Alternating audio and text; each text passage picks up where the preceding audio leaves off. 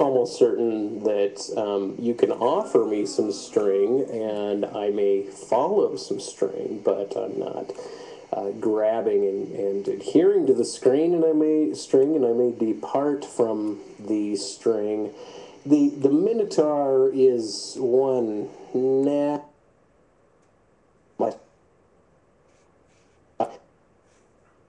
Okay, so let's say that P is a expression, and that not P is taken as interpretation. Now P equals P, right? So there can't be expression and interpretation, right? But this might be where I'm not offending you. My intent is not to offend you, but if you take offense, my intent is not to give offense. But if you take offense from the same thing between us, the same item of discourse between us, if you take offense to it, then could we say that although it is the same thing, P equals P, that because I did not give offense, but you took offense, that the law of excluded middle, in this particular respect, does not make too much sense, right? Now, and I don't know whether or not this is going to jive with you or not, whether or not this is going to make any sense, or whether or not I need to be a little bit more clinical and logical and precise and pragmatic and grounded, such as the center point of the general rational atheist argument that doesn't bring up the expressions in language which have no empirical relationship, that are strictly based in the narrative, or strictly based in the mythology, or strictly based in the inherited dialectic. I highly appreciate your bit about me being a talented artist. This is one that I'm working on right now that I'm like, stoked, baby, and then here's some landscapes, stoked about these landscapes, right? But the whole point is that the to say my language is more suited to poetry, once again, is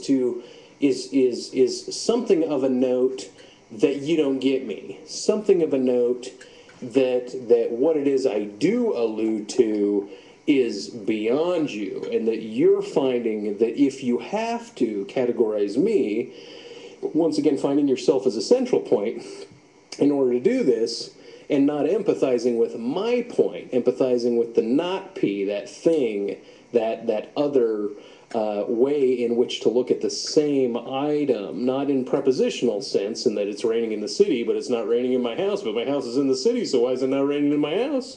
That kind of thing. But to say, no, the hook is green, but we can't verify it. So there's no verification, so the only language I have now is to trust you. But if I'm inconfident, then I have a language of inconfidence. Anyway, so all this, blah, blah, blah. Your speculations as to why I wax poetic, or what you sense as poetic in my language, is in of itself another approach towards what it is I've said, another framework in which to read me. You're like, my metaphors are inadequate, and you're like, come on, bro. And it's like, and then you'll go on to say, man, I'm not like a ball in a musket, I'm like a nuclear explosion. It's like, whatever. It's like you either get it or you don't. So if you don't like hold yourself up about it, don't give yourself an enema, and don't call yourself constipated. Whether or not speech came before language, or language came before speech, yes, that is like whether or not the chicken came before the egg, but that's not the point of Saussure bringing it up, or Derrida bringing up the switch between whether or not speech came before language, or vice versa. It's more like if somebody comes up like this stranger going, blah, blah, blah, blah, can you take that outside of a context, a prelingual or a foreign language, or a common language, what they're talking about, speech versus language, and they're saying it's like taking offense. Can someone express someone and another person take it into a context from which to read a sense into it, whether or not a sense was intended, or can someone say somebody intended something but it's never picked up? So are you eating what I'm baking? And so you want to call this a paralinguistic phenomenon, right? A paralinguistic phenomenon. So the language of conversion, you don't think it exists, but I'm bringing it up as a topic, right? I'm bringing it up as a subject. I'm bringing it up, and you're just in denial because no other author that you've read or followed in your school, like your English, you're going to speak English. You went to an Ivy League school, so you're going to regurgitate what you're reading, right? This is monkey see, monkey do bullshit. And what I'm getting at here is that what it is that that you sense as a non-existence of the language of conversion is something similar to a doorway, right? Where we can open a little doorway right here, right? And this is the language of conversion. Let's talk about the lines. Let's talk about what's common here and what's not common there. Let's talk about who's the background in this particular landscape and not this particular landscape. I'm talking about frames, right? That's a door frame. We're walking through the frame. So while we're walking through the frame, let's call that the language of conversion. Why can't you and I and whoever else wants to join it say, now we have a language of conversion? You are not armed with mustard gas and nuclear warheads. You are just a guy, right? And you're armed with words, and you think that sharp words are like this, but a nuclear warhead would vaporize somebody. That's not very sharp, I wouldn't say.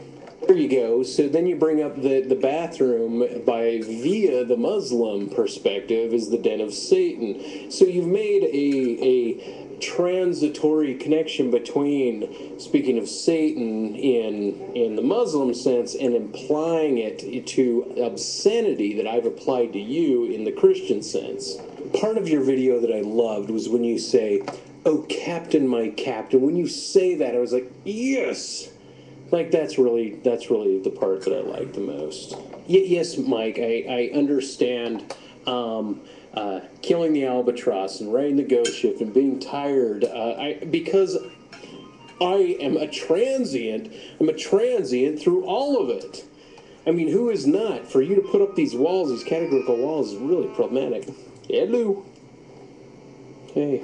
So in summary, if I have any time left, a wine glass is not sharp. So if I utilize a wine glass in my tool shed in which to touch the supple lips of some viewing drinker of the wine, or a sledgehammer is definitely not sharp. But you want to refer to what is not sharp as primitive. So now that is a symptom of the perspective from which you stand. But if you want to think that you got it all wrapped up once again, because you're reading me and I'm reading you, and that's what we keep doing, then so be it. Forgotten that we used to think of the rejection of a country